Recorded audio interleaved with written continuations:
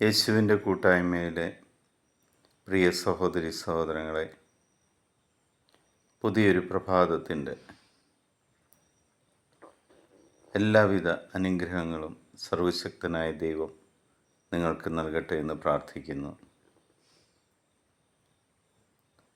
അതിരാവിലെ തന്നെ ദൈവത്തോട് ചേർന്ന് നിന്ന് ദൈവവചനം കണ്ടുകൊണ്ടും വായിച്ചുകൊണ്ടും ശ്രവിച്ചുകൊണ്ടും പുതിയൊരു ദിവസം തുടങ്ങുവാൻ സർവശക്തനായ ദൈവം നമ്മളെ സഹായിച്ചതിന് നന്ദി പറയാം. ഇന്ന് നമ്മൾ ശ്രവിക്കുന്ന തിരുവചന ഭാഗം ജെറമ്യാ പ്രവാചകൻ്റെ പുസ്തകം 33-ാം അധ്യായം 3-ാം തിരുവചനം. എന്നെ വിളിക്കുക, ഞാൻ മറുപടി നൽകും. നിന്റെ ബുദ്ധിക്കതീതമായ മഹത്വം നിഗൂഢവുമായ കാര്യങ്ങൾ ഞാൻ നിനക്ക് വെളിപ്പെടുത്തും. സർവശക്തനായ ദൈവം നമ്മൾ ഓരോരുത്തരോടും പറയുകയാണ്, എന്നെ വിളിക്കുന്നവന് ഞാൻ മറുപടി നൽകിയിരിക്കും. ഇതൊരു വലിയൊരു പ്രോമിസാണ്, വാഗ്ദാനമാണ്. ദൈവം എപ്പോഴും മറുപടി തരുന്ന ദൈവമാണ്. നിങ്ങളുടെ കരച്ചിൽ, നിങ്ങളുടെ വിലാപം, നിങ്ങളുടെ നിലവിളി, ഇതിനെല്ലാത്തിനും ദൈവം മറുപടി തരും.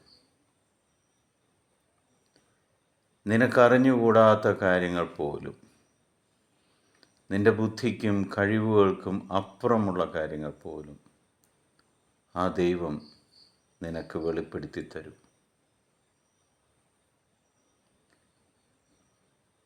ഈ അനുഗ്രഹം ലഭിക്കുവാൻ നമ്മൾക്ക് സർവശക്തനായ ദൈവത്തിൻ്റെ മുന്നിൽ ആ ദൈവത്തോട് നമുക്ക് ചോദിക്കുവാൻ തുടങ്ങാം. വിശ്വാസത്തോടെ ചോദിക്കുക. ലഭിച്ചു കഴിഞ്ഞു എന്നുള്ള വിശ്വാസത്തിൽ നന്ദി പറഞ്ഞുകൊണ്ട് ചോദിക്കാം. ഈശോ ചെയ്തതുപോലെ, കർത്താവേ, നീ എപ്പോഴും എൻ്റെ പ്രാർത്ഥനയ്ക്ക് മറുപടി നൽകി എന്നെ അനുഗ്രഹിക്കുന്നതിന് ഞാൻ നിനക്ക് നന്ദി പറയുന്നു എന്ന് പറഞ്ഞ് നമ്മുടെ ആവശ്യങ്ങൾ ചോദിക്കാം. സാധിച്ചു കിട്ടുക തന്നെ ചെയ്യും. പിതാവായ ദൈവത്തിൻ്റെയും പുത്രനായ യേശു ക്രിസ്തുവിൻ്റെയും പരിശുദ്ധാത്മാവിൻ്റെയും കൃപയും അനുഗ്രഹവും സമാധാനവും എല്ലായ്പ്പോഴും നിങ്ങളുടെ കൂടെ ഉണ്ടാകട്ടെ.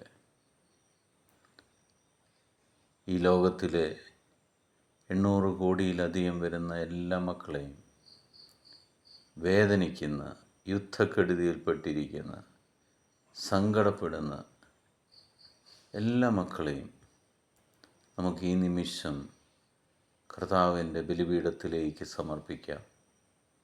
ദൈവം ഓരോ മക്കളെയും തൊട്ടനുഗ്രഹിക്കട്ടെ. അവരുടെ പ്രാർത്ഥനയ്ക്ക്, നിലവിളികൾക്ക് ദൈവം മറുപടി നൽകട്ടെ.